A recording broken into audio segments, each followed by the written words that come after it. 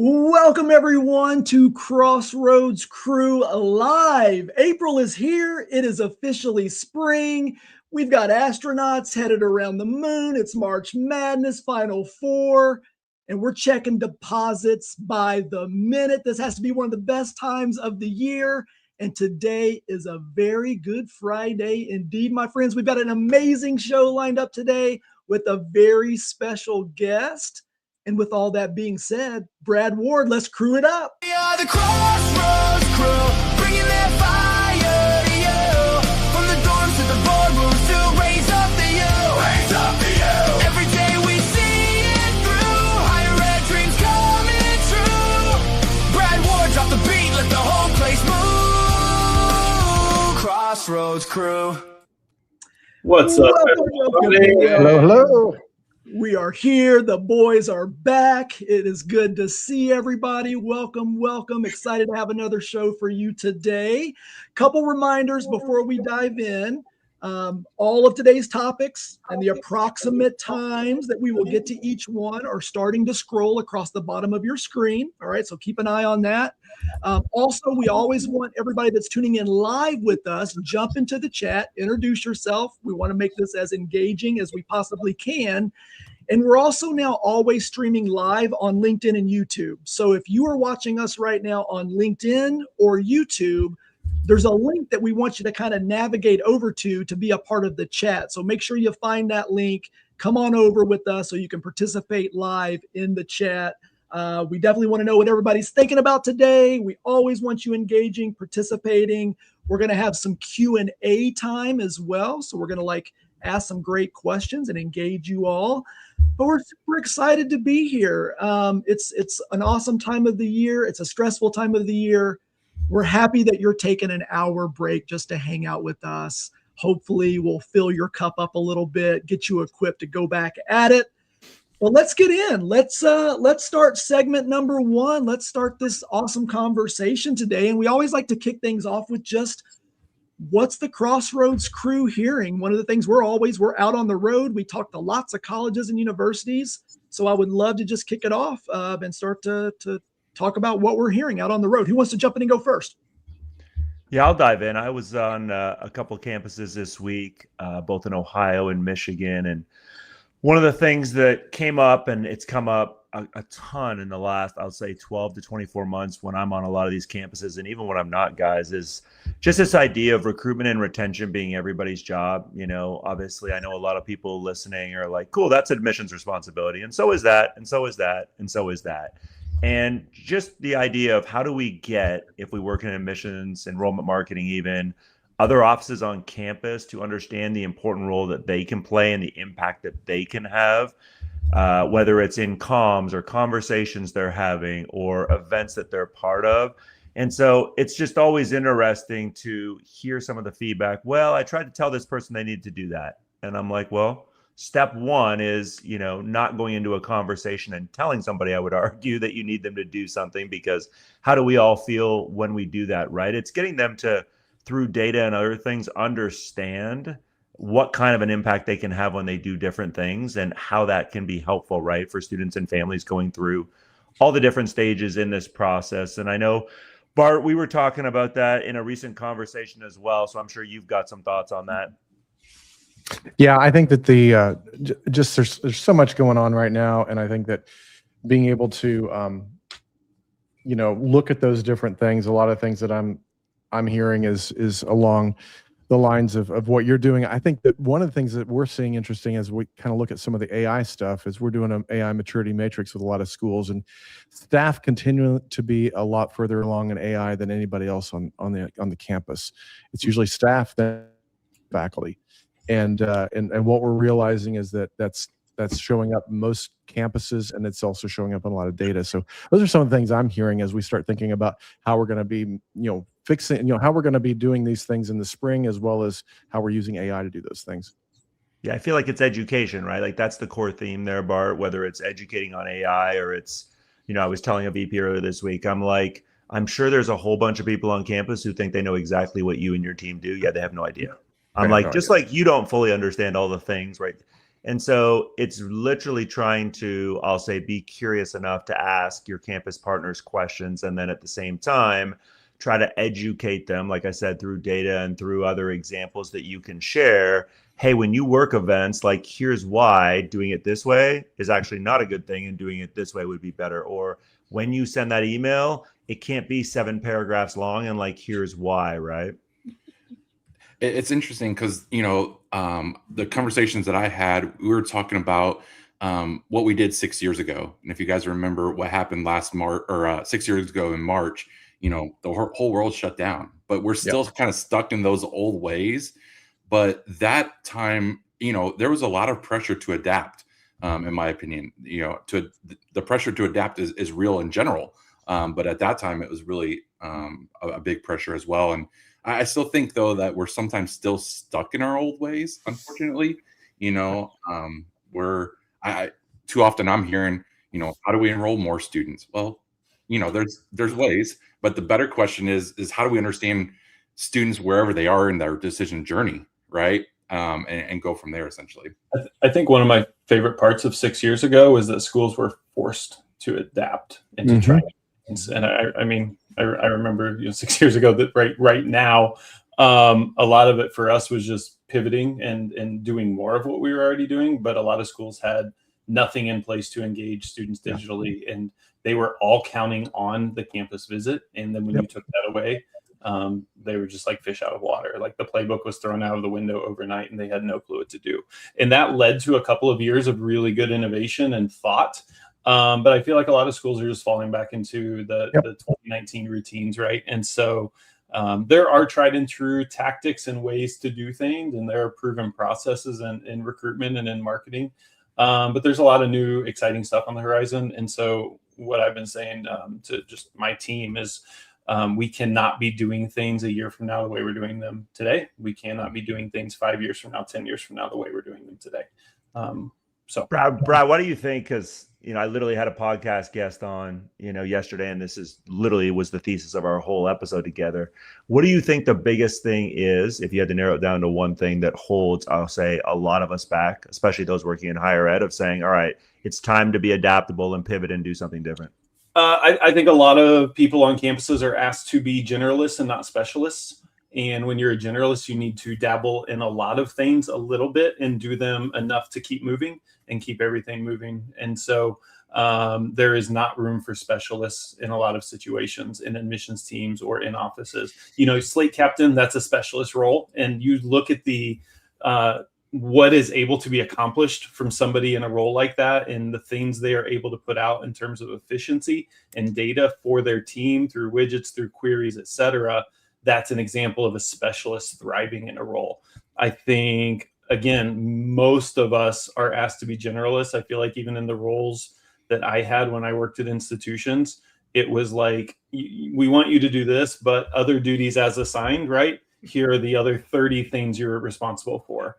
And those things typically take time away from what you're really good at and what you can be good at. And so I think that's a big issue in the industry overall. I think too, Jeremy, to answer that question, I think there's a fear of failure, right? Yeah. And a fear 100%. of, just people being risk adverse. And also, I think that plays into it, and just the pressures that, we get from senior leaderships and above. So. Yeah, I was going to add the courage, and I think that's exactly what it is. I mean, courage, especially from leadership, to try and fail forward sometimes. I mean, you don't have to put all your eggs in one basket, but I think you've got to at least start to try some new things as you're trying to do the old things. I think the problem is that everybody tries to just stay the course, and they're not willing to be innovative, to Brad's point, or experiment on some things. Yeah, I've said this in the past, right? Fail, first attempt in learning. Yep. That's the acronym. I like that. That's cool. Yeah, but I'll just say, like, no one in those roles, in those seats, typically wants to be vulnerable enough to be in that position, because the stakes are so high. And you're right. I think it's so much easier to just try to stay the course.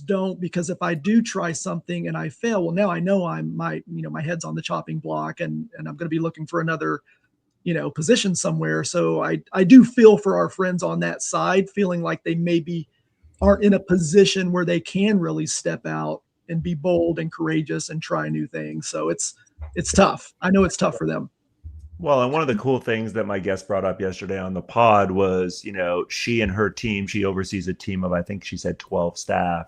And she just talked about how once a month, I believe it was, they essentially have a creative feedback session where all they do is sit down as a collective group for an hour and spitball, right? And then they write down everything and they go, all right, we just wrote down 27 things. What are the 2 things, right, that we can actually, I'll say, pull off, right, and that we want to focus on our time? And I wonder, how many times I'll say people have their own ideas, but then it's kind of like, well, that won't work. And they have nobody to bounce it off of or anything. And so they start playing that game in their head and they just get caught up in this idea versus if they had a group kind of like even what the 5 of us, started where we're bouncing ideas off each other when we get together quarterly, right? So do you all remember Google used to do that like 20% rule with their engineers?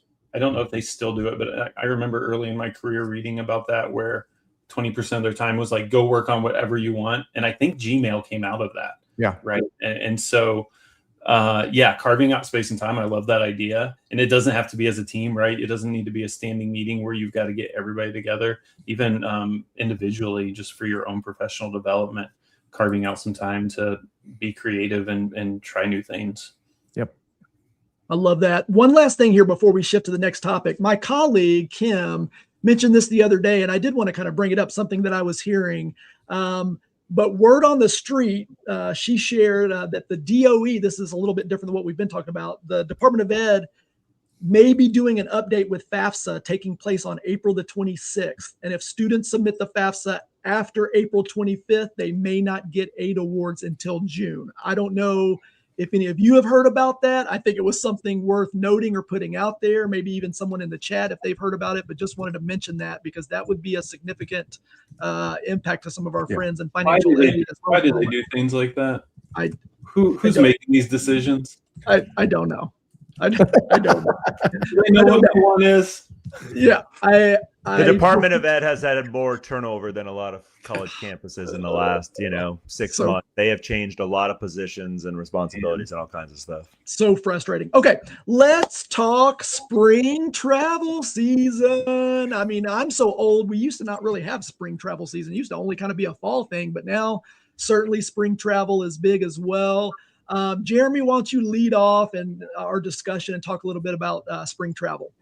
Yeah, I'll start with a quick story. A number of years back, I was on a campus doing a training, and it was around this time. It was March or early April, and the counselor's like, I'm going to go do a bunch of high school visits and college fairs. Like, give me one piece of advice. This is year 1. I didn't do fall travel. Like, what's a mistake I want to avoid or what's something I absolutely need to do?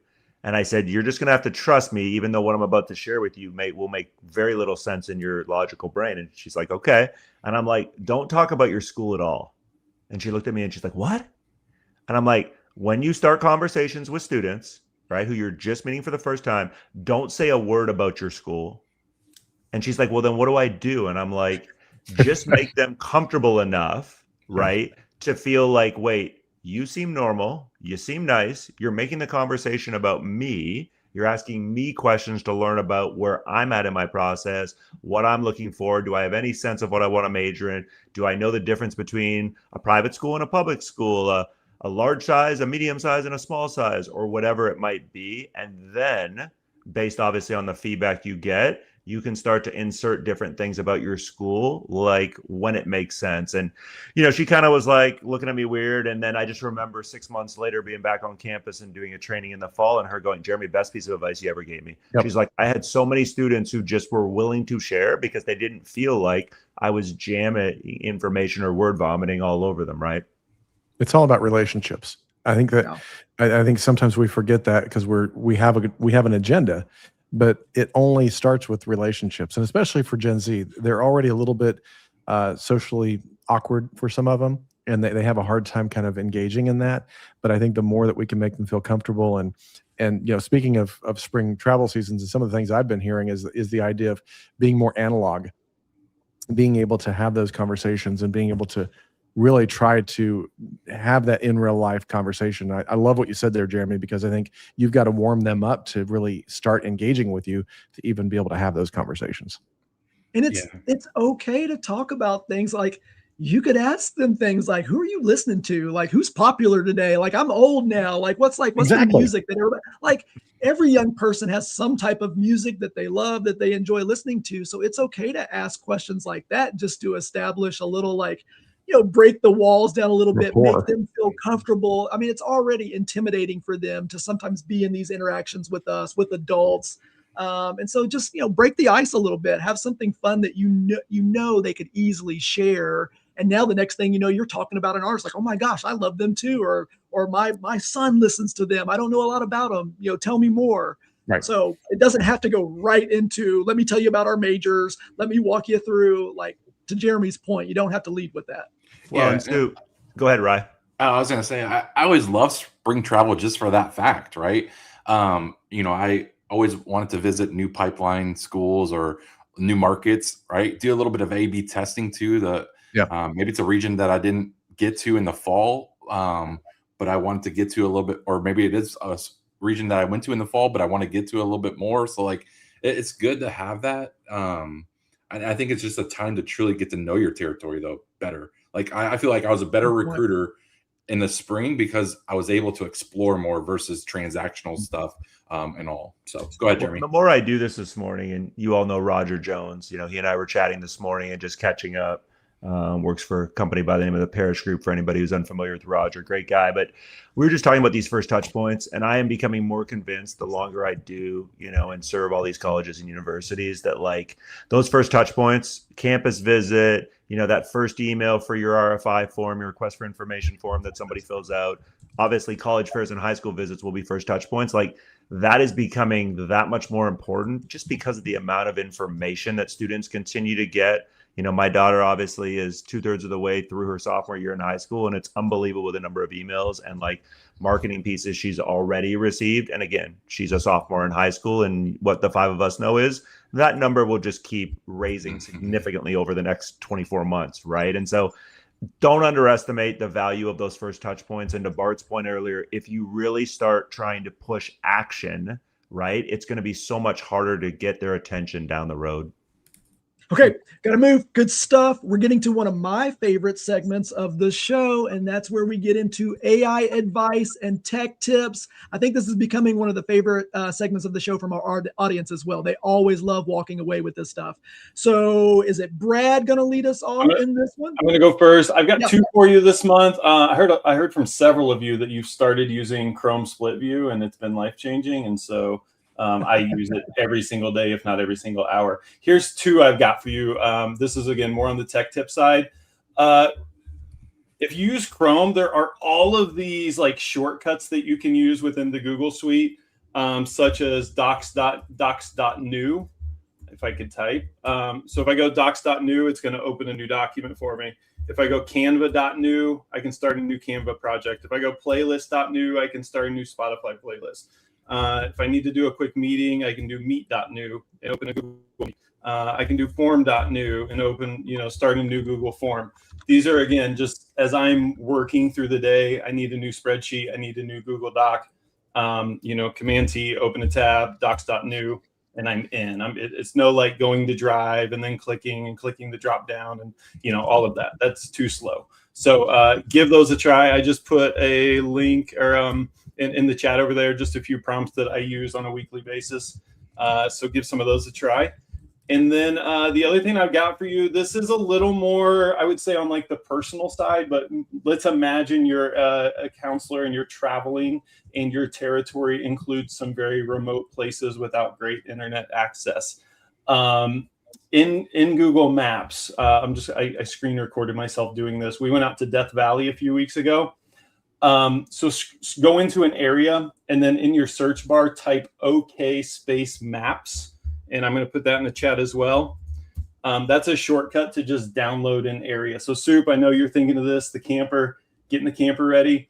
You show an area and you hit OK Maps and hit search, and it will start to download that for you. And then that way, when you get to that area, we got to Death Valley and we're trying to find trailheads and whatnot. It's just downloading all the information from Google Maps directly onto your phone. So it holds them for quite a while. You can see here, you can name them. You can be way more organized if you would like. But yeah, OK Maps in Google Maps is a very easy way to make sure you have a GPS and make sure you have accessibility to things like restaurants and where gas stations are, etc. When you don't have a cell connection. So that's what I got for you this month. Dude, these are like the coolest things ever. Like, this definitely is my favorite segment of the show. Listen, I just want to know how much time Brad spends every day finding these random tech tips. Like, he knows everything. Yeah. Maybe I'm subtly only sharing tips that work within the Google Suite of my computer to move far off my phone. P.S. Brad has an Android phone. Green bubble guy. I am officially Unk. I am the green texter of every group thread. I am Unk, and I'm okay with that. Well, we've always talked about when the apocalypse happens, you know, the skill sets that we all bring to this. And Brad, you're a key player in this. You bring a very special skill set with understanding all this stuff. So that's super cool. We got about another minute. Bart, I definitely want to also give you an opportunity. Any new things with AI we need to be aware of, know about? Yeah, I would say certainly there's a lot changing. If you haven't checked out Claude, you need to be in Claude. You need to start playing with co-work. You need to start playing with a lot of stuff that's in there. It's mind-boggling. There's been more change in AI in the last 6 weeks than the last 3 years. And so if you haven't been into anything for a while, now would be a good time for you to kind of get, dust it off and get back in. A couple of things I just wanted to share today is just some mindset type of things, is that I've recently started thinking about, there's 5 core human skills that you have to have with AI, and that AI is not going to replace. So if you want to start kind of honing in on some of these things and also approach AI with these 5 things, there are 5 C's. First one is curiosity. AI is not going to be curious. You have to be curious. And if you're going to be curious, you can overcome the fear that you might have with AI, or you might be able to start figuring it out. So just be curious. That's one thing that you have that AI doesn't have, and that is going to be a big skill set for you as you approach AI. The other one is courage. AI can't be courageous. You can be courageous. And the more you're courageous, the more you're going to be able to adapt and do the things that you need to do. One of the biggest skill sets right now is agility. You have to be agile in these things. The third one is creativity. Yes, AI can kind of match patterns in creativity, but at the end of the day, you've got to be creative, and you've got to bring that to it. Human, AI, human is the way I look at it, where you can look at it like a sandwich. You got human, AI in the middle, and human at the end. That's the way you need to approach this. And with creativity, that's going to be added. So curiosity, courage, creativity, connection. So being able to use your ability to connect with others, to communicate well, to be able to be articulate. That's another skill set that you have to have going into it. And AI is not going to be able to do that. It's going to simulate connection. It's going to tell you how great you are when you put an idea in. It's going to tell you, it's going to reflect empathy back if it feels that way. But connection is only a real human skill. And then finally, compassion. You have the EQ that AI never will have. It'll be able to kind of fake it, but you have compassion. You're the one who can have compassion with students, with your colleagues, with other people. And so again, curiosity, courage, creativity, connection, and compassion. Bring all those to your new teammate with AI, and you're going to really be able to really hit it hard. Hey, Bart, super quick, before you jump in. Yep. How much time are you spending on ChatGPT versus Claude versus like diversifying between all of them? I still use ChatGPT as my workhorse because it knows me. And I have been using it for 3.5 years now. And so it recognizes the patterns, and it can kind of finish my sentences. But I'm using Gemini, Claude, and Perplexity a lot more. I'd probably say Perplexity Computer and Claude Cowork are 2 things that I'm really going deep in on the last few weeks. But ChatGPT is still my workhorse that I go to on a regular basis. So Bart, tell the audience if they're right now saying, okay, you've mentioned Claude, I've heard about Claude, but what do I do? Like just tell me like step 1, what do I need to do? Give the audience just those 1 or 2 first steps so they can really start to move into it if they still feel like, I know what I've heard, that I just don't know what to do. I feel like Soup's asking for a friend, but actually asking for himself.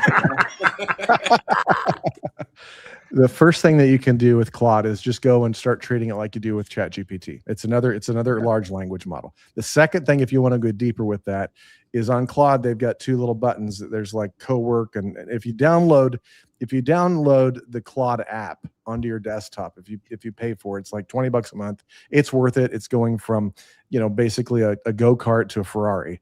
So anything that you can pay for, you're going to see the benefits of it. Once you get into that, then you can start saying things like, hey, I want you to help me. I'm teaching a class right now. One of my students last night, her use case was she was getting ready to install a whole new office. And she, instead of calling tech support and having IT do everything, she did it with Claude as her IT assistant. And so you start thinking about it like an assistant as opposed to a prompt box. You're going to get a lot further down the road. Super cool. Quick example here. Hey, I've got a school we work with that doesn't use Slate. Womp womp. I want to make data accessible and visually exciting. Give me an idea. It pointed me to Looker Studio. And and then it basically just said, here's what we need to do. Here's how we need to move forward on it. That school now has a beautiful lookerstudio.google.com display board that updates real time from a Google Sheet. And they should just get Slate. But that was a 20-minute job. Yep. Super cool. Brad, did you have, I know we normally have a little bit of a Q&A time break in here. Yeah, there's, Molly is curious if you're actually telling the truth or if that was like a late April Fool's joke.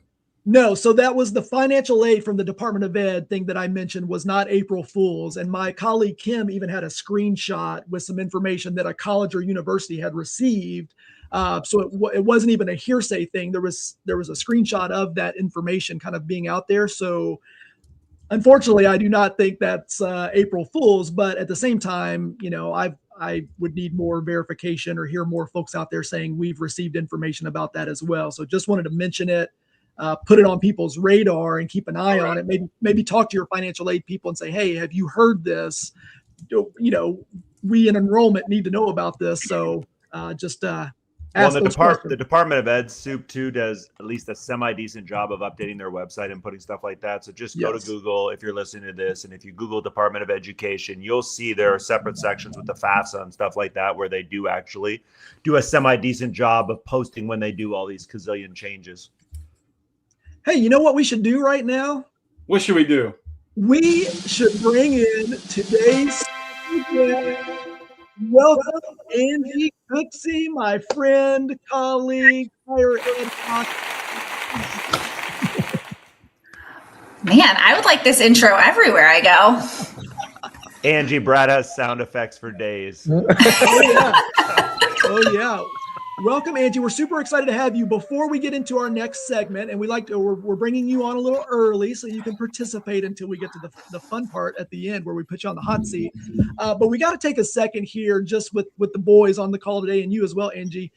We got to talk this Final Four, March Madness, and I need to know, so Jeremy, Ryan, I know you two on the call today definitely are tuned in. Do you guys have picks? Do you know who's going to win this thing? What are your thoughts? Yeah.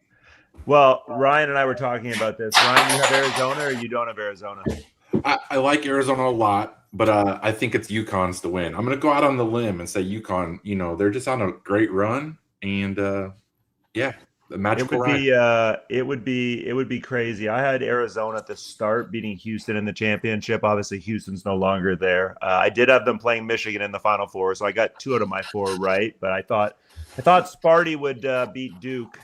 And obviously Sparty didn't beat Duke, and then Duke lost anyways. Angie, you got anything left in your bracket?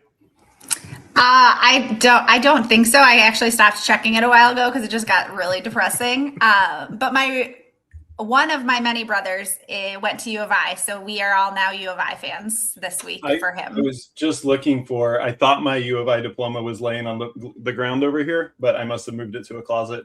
I just never hung it up. But I have an Illinois degree, so I have to say, Oski wow wow. That's who I'm rooting for. And I'll just say this before we get into some discussion on leadership. When Duke loses, America wins. And so I'll just leave it. Yeah, that was so close. Oh, man. Soup. That's a big statement. Write that story. Hey, listen, Soup, and Ryan's going to kill me for this, but my wife would want me to say when Purdue loses, everybody wins too. So True story. But Soup, you do have to share what you shared at breakfast the other day, though, because I think that is a really valid point about the shot should be replacing Christian Leitner's shot. Okay, yeah, right? and to sure. further that, I'm sick and tired of seeing the Christian Leitner shot against my Kentucky Wildcats in these promos. That was like a lifetime ago. It now needs to be replaced with this new complete meltdown by Shire. Like that final shot, like that needs to be what I see in promos from this point forward. End of rant. I will stop there. Duke's gonna get a whole bunch of Duke hate email now. Ooh, I don't that was care. hot. I don't care. Bring it. Bring it. All right, let's talk. Let's talk leadership. And so we want to transition and spend some time on that. Jeremy, I think you were going to kick us off with some stuff here that you wanted to share. Yeah, I was just gonna say, I've had a couple middle managers that I've had the pleasure of mentoring over the last 6 months to a year. They just asked me if I could, be one of the people to kind of mentor them on their leadership journey. And one of the things we've been talking about, and then when I'm done here, Angie, I'd love to get your take on this idea of going from like being their colleague to being their boss eventually, right? And what does that look like? And how do I do it? And where are the boundaries between like, well, I still want to be your friend, but wait, I also like may have to be the accountability police, so to speak, right? Like what does that look like? And the first piece of advice, that I gave each person was like, you have to acknowledge a shift that has actually happened with them. Like you can't just kind of say, well, we're not going to acknowledge the elephant in the room and we're just going to kind of leave it, alone. And just really, I encourage you to be as honest and open with the person or people you're having conversations with, and just like address the fact that a shift has happened, and then setting those boundaries and just being honest about, okay, so like, what does this look like going forward? I think is super important. Otherwise, right, it's just walking around on eggshells every time you're near the person. And, at the end of the day, you don't have to be everybody's best friend, obviously, once you move to that leadership chair, but like they have to respect you and they have to be able to trust you. And that shouldn't go away if they already respect you and trust you when you're their friend. But obviously, if the boundaries aren't clear, you're going to start to, obviously, I'll say, have all kinds of challenges, including people thinking you're, playing office favorites and office politics. So, Angie, got thoughts on any of that? I would agree. I also think when you're moved into a position of leadership, you now have a renewed responsibility to bring those behind you along. And so I think that transition can be particularly tough if you are now leading somebody who is your friend and try to figure out like, hey, it's not about that person coming in for your spot, but it's about making sure that that person gets the growth and the leadership and all the things that you wanted when you were in that seat so that you could move to the seat that you're in. And I think sometimes that's a hard transition for people to think about as they're moving into a new seat. And you mentioned boundaries. I would also add expectations. Just being really clear about sort of what everybody's looking to get in these roles can help make that transition easier too. I think Angie, I'm curious, a follow-up question, and you may have like personal experience or could relate or maybe not, but have examples of it. But I was just thinking of the challenges it could be if you're a younger professional in our field that gets to advance into a leadership role and now have to lead or manage people that maybe are older. Like, is there this perception of, what do you know, kid? Like, I'm older than you. I've been doing this. I've been in higher ed forever. Like, have you seen any challenges there? Or is that something that younger professionals that are transitioning into leadership need to be prepared for, to have to navigate? I think absolutely people have to be prepared for it. I've been super lucky, and people that have been older than me that report to me have always been really supportive and have often been people who have really made a professional choice to remain in the roles that they are in. And so I think taking that into account, that somebody who is older than you, it is not that they couldn't do your job or that they didn't want your job at some other point, but like they chose to stay in the job that they're in for a lot of reasons. And there's a lot of layers to the work that we do. I also think it's important to remember that we, for probably still a significant amount of time, will be in an industry where we're actively interacting with 5 generations of people. I mean, people are staying in the workforce longer. And a lot of us, especially in the admissions side, work with student workers. And so, Gen Alpha is coming up. And so it's not just knowing how to work with people who are older than you, but also that cross-generational leadership and how you function in a really dynamic team. I think it's kind of one of those things we don't talk about enough in our industry because it's not going to change anytime soon. Well, and Angie, I'll even add to that. I know schools, and I feel like Ken Anselman and I might have talked about this when I'm on my podcast a while back, maybe last year. Schools where they'll match up, right, different generation staff members to each other, almost like a buddy system, just for the exact reason that you're talking about there. Mhm. Yeah. I think too. What about- go ahead.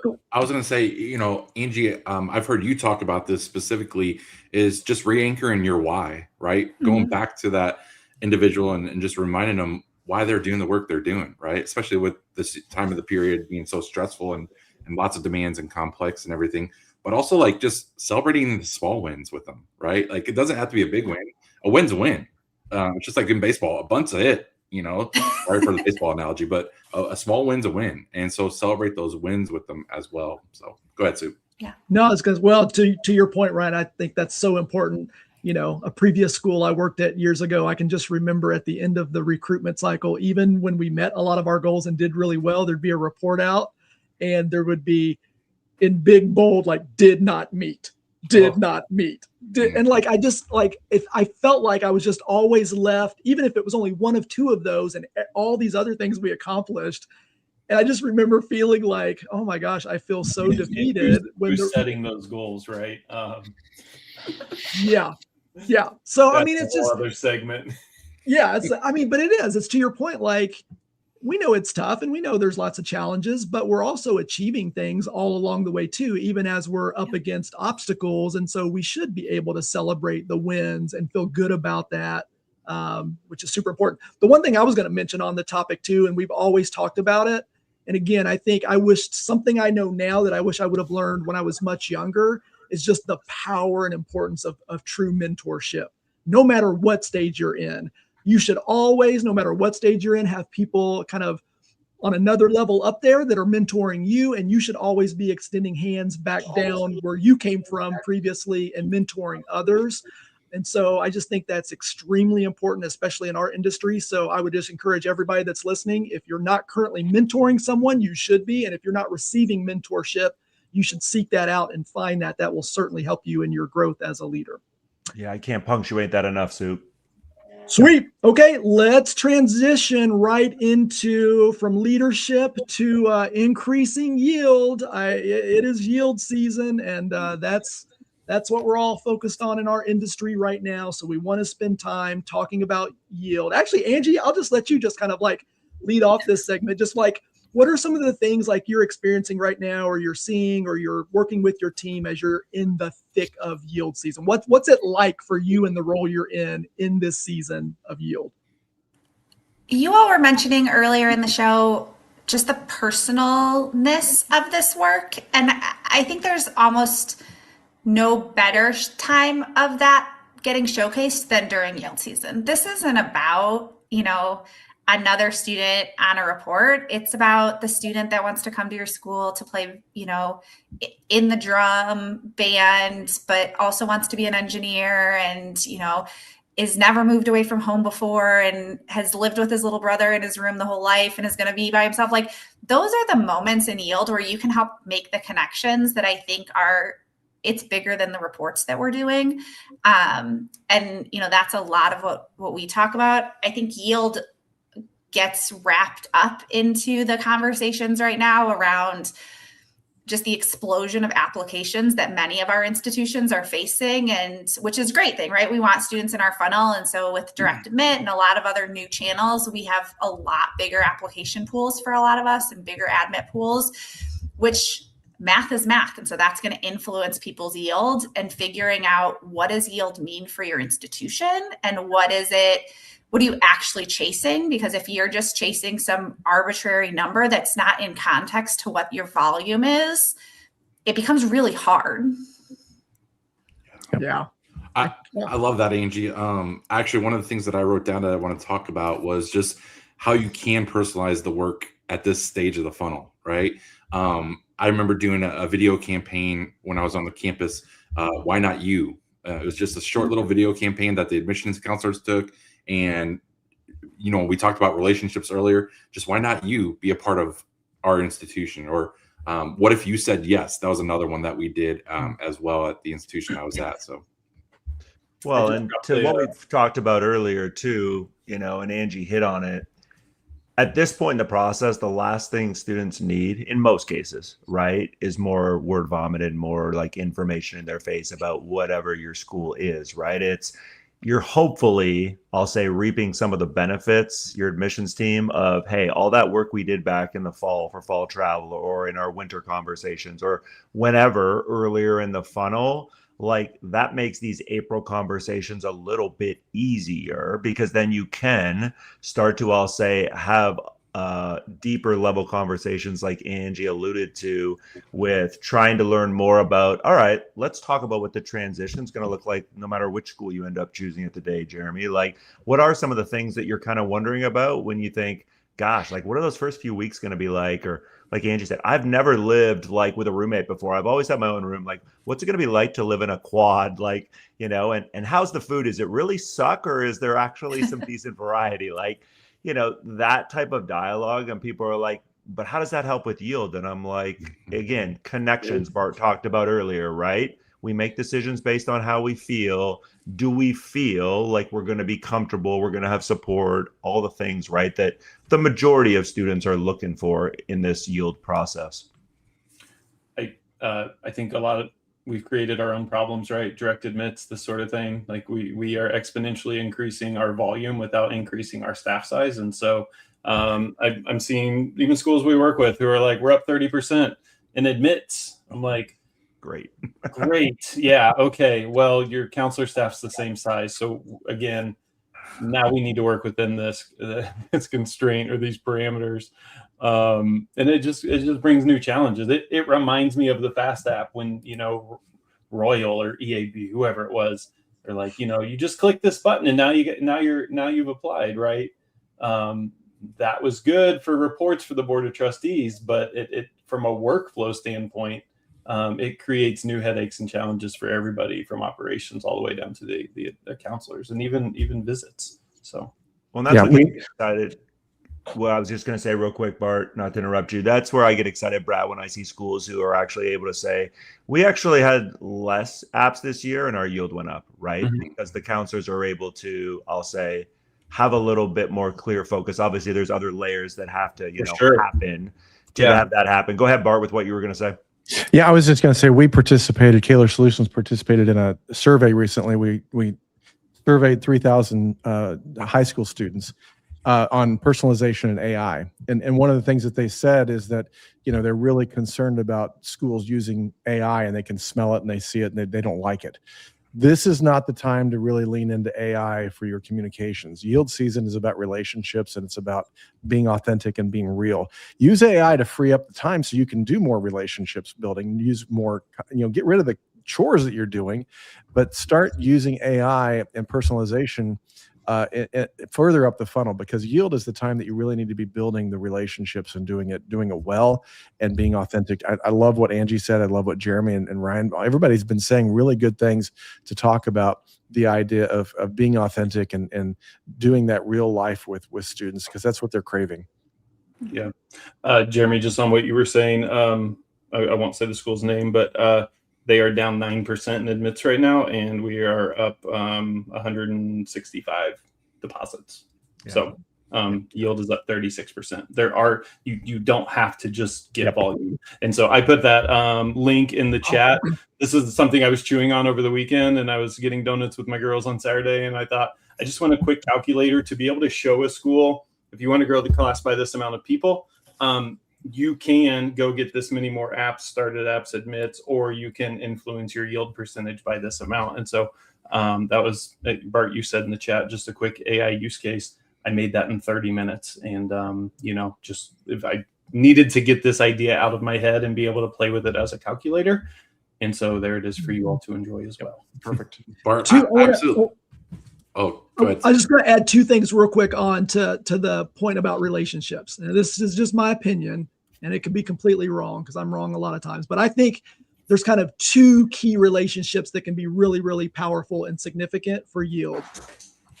I know that there are rock star admission counselors out there that just have a gift of, I think of Keith Stanford that I used to work with at DePaul University. I think he works for Eli Lilly now and does recruitment for them. I've never seen anyone like him before, and the way he established relationships. And I mean, every student he met with wanted to be a part of DePaul because of Keith. And I'm not exaggerating when I say that. So I think we should never underestimate how impactful really amazing admission counselors can be if they invest the time to really get to know their students. And then I think the relationship with the prospective students with each other. And we've talked a lot about this. We know whether they're on Reddit and they're chatting with each other, or they're in their Instagram class of groups and finding each other. I think we can't underestimate the power of them connecting with each other early in the process to establish relationships, to really know what things are like, based on what other students are saying, not just what they put on their website and want to make us, believe and make everything look perfect. So I think those are two really important relationships that can actually move the needle with yield. So, well, go back ahead. to leadership real quick, Soup. Like, and tying it all together, if as a leader you want to be able to show your staff the impact they can make, I mean, reach out to me. I'll just give it to you verbatim now too. Like, we do surveys when we partner with schools, and one of the questions, it's a comment box. These are anonymous surveys, so there's no motivation for a student to say nice things about anybody. We don't incentivize it, but ask them, hey, like, talk to us about what you remember if it was Angie's school, right? About the Bradley admission staff. Like, who do you remember? What do you remember? Like, no details too small. Like, share. The amount of times people like Keith, right, in your example, Soup, will get brought up, and people will be like, I never would have applied if it wasn't for Keith. He literally walked me through everything and blah, blah. Like, that type of impact absolutely will continue when people build relationships the right way. But it's also being able to try to show your staff, because they don't always hear that impact is being made, right? Yeah. Love that. Hey, before we go to the next segment, I just thought about this, but Angie, give us the quick, some of the quick, fun, just few fast facts about Bradley. I know I was there on campus and you gave me a campus tour and I learned a lot of neat things, but like in 30 seconds, give us a couple of neat things about Bradley. We were founded by a woman in 1897, and she is pretty much the coolest lady. So we talk a lot about her. Mrs. Bradley did some really awesome things way before her time. I always remind people who are unfamiliar with U.S. history that 1897 women didn't have the right to vote. So there were a lot of things that should never have happened, but she figured out a way to do them, which is super cool. Our mascot is a gargoyle. So for anybody who's ever seen our mascot and is not sure what it is a gargoyle. His name is Kaboom.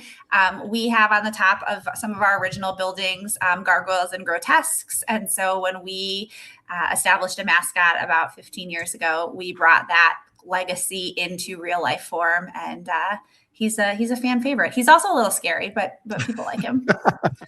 And then one more thing, the clocks. There's something unique about clocks with Bradley, right? Yeah. So our first major was horology, which is the study of clock and watchmaking. And so we have a clock on our original building to campus, and just the way that the numbers are different than the way people look at watches now. And so it's hard to sort of explain without seeing it, but just the shape of the way that the clock is designed is very associated with back then and how they fundamentally made clocks versus how we do things now.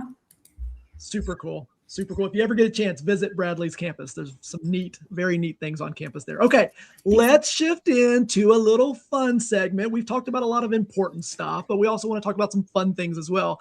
Let's talk hobbies, you all. Let's hear, Jeremy, you go first. What's a hobby that you're into? I love golf. I suck at it. I'm better than I was 10 years ago, but I'm one of those people, honestly, a bad day on the golf course with good friends is, way better than a whole bunch of other stuff. So I will definitely, because I traveled so much in March, probably in the next 7 days, be at the driving range for the first time, hitting golf balls. And then, obviously Ryan and I are big into our Jordans. So there's, that Ryan was sharing that he's got a new pair, and I got, a pair about a month ago. And then the other thing I'm doing is, I've always been a person who collects cards. I did it when I was a kid. And so as I've gotten older and kind of said, hey, investments, what else can I invest in? I've got some nice little basketball rookie cards of some players still playing that I think one day will hopefully help to pay for things like my daughter's wedding and a whole bunch of other nice things. It's fingers crossed what I'm hoping. So I've educated myself enough about the hobby, but we'll see. We'll see. Angie, what do you do, by the way, for hobbies for fun? My girlfriends and I were just talking about this the other day because we're all our husbands golf and have like things that they do. And we're like, what are our hobbies? So still a little bit unpacking that. I think a lot of times, like candidly, as moms and women and career people, like sometimes the personal stuff gets lost a little bit. So I think as I'm kind of headed into my 40s, my hobby is trying to figure out what my hobbies are right now. And I make a mean charcuterie board. So that is usually like when I need to like de-stress. I can take some random snacks and make Diet them look Coke, pretty. Angie. And yeah, I love a good McDonald's fountain Coke. That's my weak spot. And I just like good times with good people. So I love a good dinner with family friends or, just time to connect is really where I like to invest my time. I love it. Brad, go quick. Come back to me. I'm finding something for Angie. I'm turning 40. Are you finding me a hobby? Bart, go quick. I'm intentionally getting into analog because I'm doing too much in AI and too much on computers. So I've taken up fly fishing last summer. And so I did a trip down to North Carolina a couple weeks ago between a couple client visits. I took a fly fishing class at Orvis down there, and I'm actually loving what I'm doing with that. And so I'm excited about that. And then I just continue to read. I love reading. And so that's another analog hobby that I like.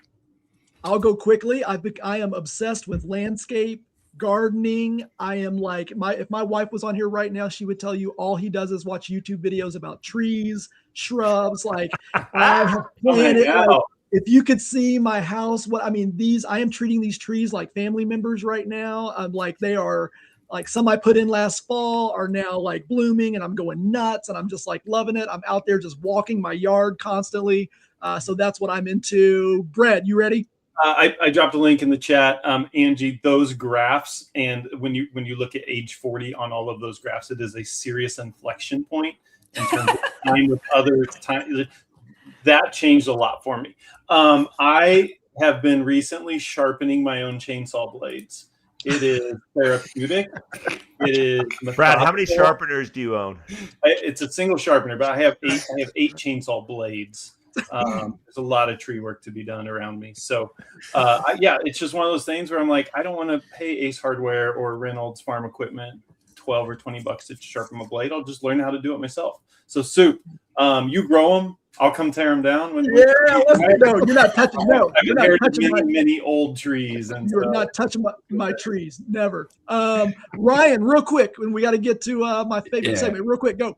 Anything around water, guys.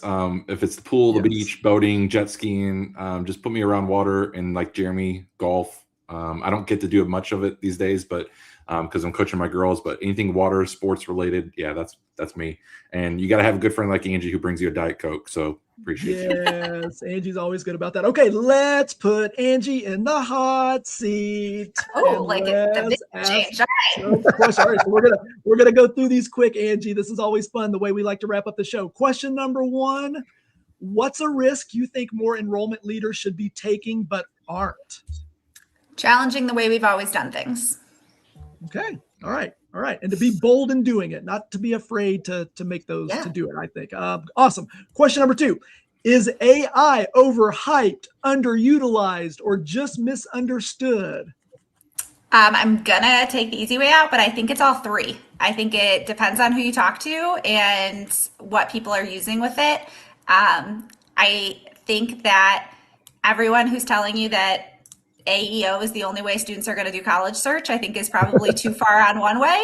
And they do still use Google, but I think it's a mix of all 3. Okay, good answer. We'll let you off the hook with that. What enrollment metric do presidents obsess over that you think is potentially the wrong metric to be focused on? The total number. I think that there's a lot that goes into what the number is. And if you're not diving into the number to know what does that mean for your net tuition revenue? What does it mean for your discount rate? What does it mean for the profile of your students? Do you have the resources and the support to support the students that are in that number?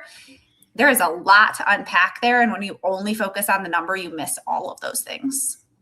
Good. I like it. Let's see. What's a hill you're willing to die on when it comes to enrollment or leadership?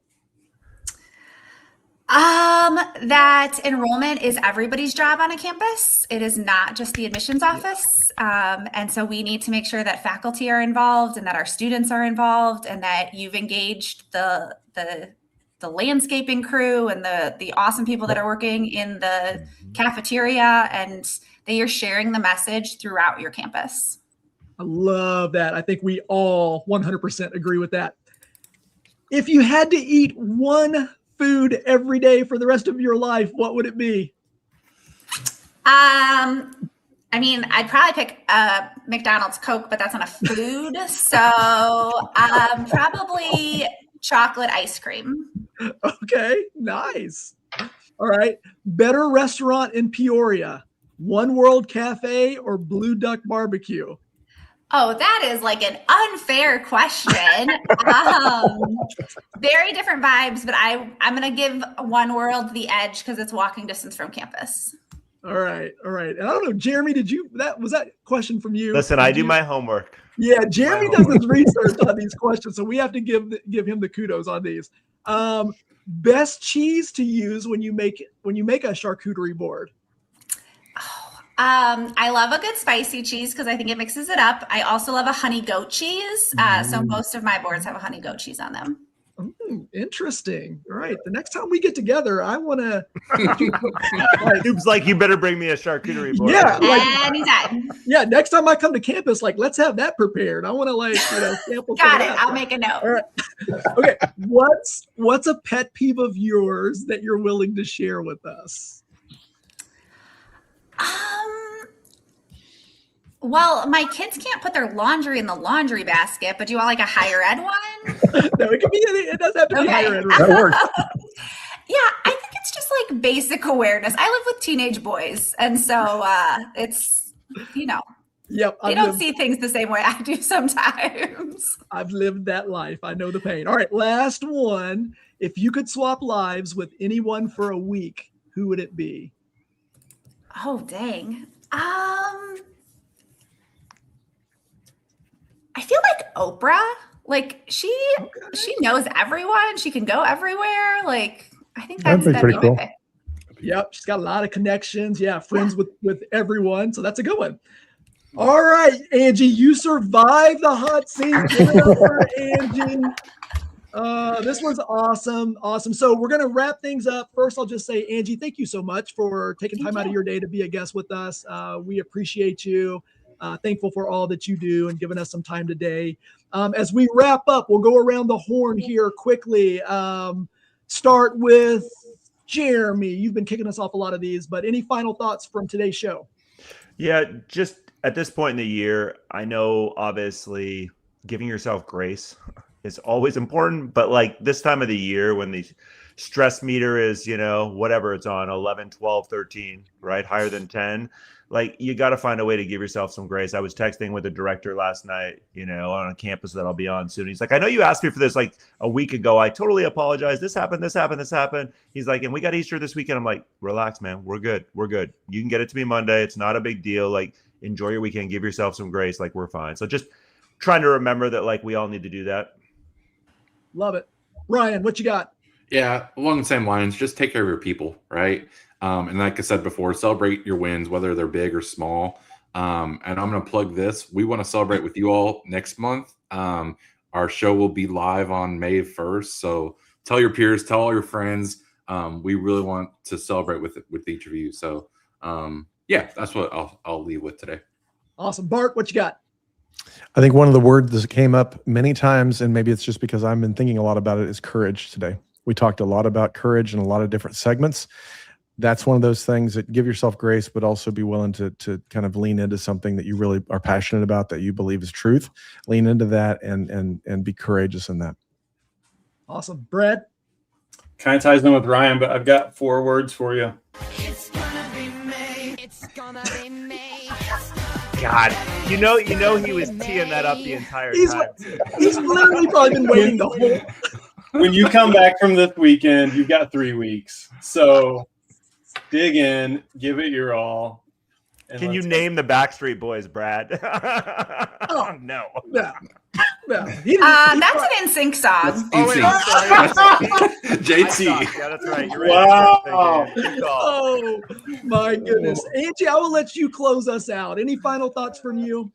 You know what? This is hard work, but make time to have some fun with it. So whatever part of your job you've always loved doing, even if your role has changed, find time to connect with that, especially in May or leading up to May. Because while this work is hard, it is not brain surgery, and it's about people. So have some fun along the way. I love it. Thanks, everyone. We appreciate you guys joining today. We will see you next month. Peace. We are the Crossroads crew, bringing that fire to you. From the dorms to the boardrooms to raise up the you. Raise up the you. Every day we see it through. Higher ed dreams coming true. Brad Ward, drop the beat, let the whole place move. Crossroads crew.